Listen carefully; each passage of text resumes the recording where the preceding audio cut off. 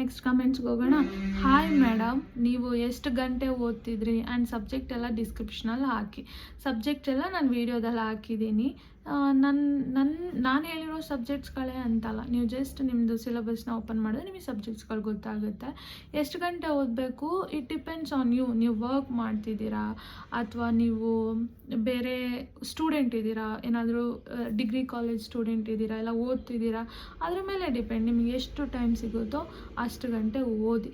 ಇಷ್ಟೇ ಓದಬೇಕು ಅಷ್ಟೇ ಓದಬೇಕು ಅಂತ ಎಲ್ಲೂ ಇಲ್ಲ. ಬಟ್ ನೀವು ಓದೋದನ್ನು ಒಂದು ಕನ್ಸಿಸ್ಟೆಂಟಾಗಿ ಓದಿ, ಓಕೆನಾ.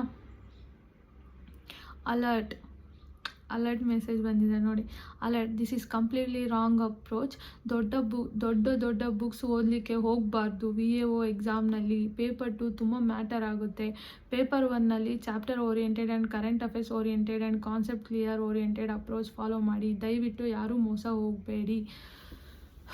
ಓಕೆ, ನಿಮಗೂ ಕೂಡ ಅಲರ್ಟ್ ಇದೆ, ಕೇಳಿಸ್ಕೊಳ್ಳಿ, ಓಕೆನಾ. ರಾಂಗ್ ಅಪ್ರೋಚ್ ಯಾವುದು? ಬುಕ್ಸ್ಗಳು ಓದೋದಾ?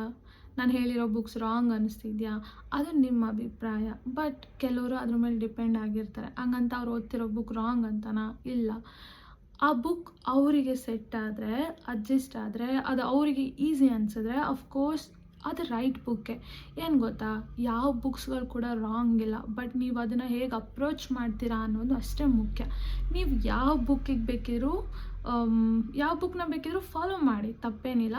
ಬಟ್ ಆ ಬುಕ್ಕು ಫಾಲೋ ಮಾಡ್ತಿರೋದನ್ನು ಮತ್ತೆ ಸ್ಕಿಪ್ ಮಾಡಬೇಡಿ. ನೋಡಿ, ಈ ಥರ ಅಲರ್ಟ್ ಎಲ್ಲ ಹೇಳ್ತಾರೆ, ಆ ಥರದ್ದೆಲ್ಲ ನಂಬೇಡಿ. ಯಾಕೆಂದರೆ ತುಂಬ ದೊಡ್ಡ ಬುಕ್ಕು, ಚಿಕ್ಕ ಬುಕ್ ಓದಬೇಕು, ದೊಡ್ಡ ಬುಕ್ ಓದಬಾರ್ದು, ಆ ಥರ ಏನಿಲ್ಲ.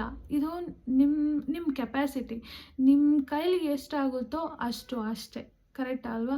ನಿಮ್ಮ ಡ್ರೀಮ್ ಎಷ್ಟಿದೆಯೋ ನೀವು ಅಷ್ಟೇ ಎಫರ್ಟ್ ಹಾಕಬೇಕು. ನಾನು ಸಣ್ಣ ಬುಕ್ ಓದ್ತೀನಿ, ನಾನು ಜಸ್ಟ್ ಒಂದು ವೀಡಿಯೋ ಓದಿ ಪಾಸ್ ಆಗ್ತೀನಿ. ಒಂದು ವೇಳೆ ನೀವು ಅಷ್ಟು ಇದ್ದಾರೆ, ಆ ಥರನೂ ಬುದ್ಧಿವಂತರಿದ್ದಾರೆ. ನಾನು ಬರೀ ವಿಡಿಯೋ ನೋಡಿ ಓದಿ, ಇಲ್ಲ ತುಂಬ ಸ್ಮಾಲ್ ಬುಕ್ಸ್ಗಳನ್ನ ಓದಿ ಪಾಸ್ ಮಾಡ್ತೀನಿ ಅಂತಲೂ ಇದ್ದಾರೆ.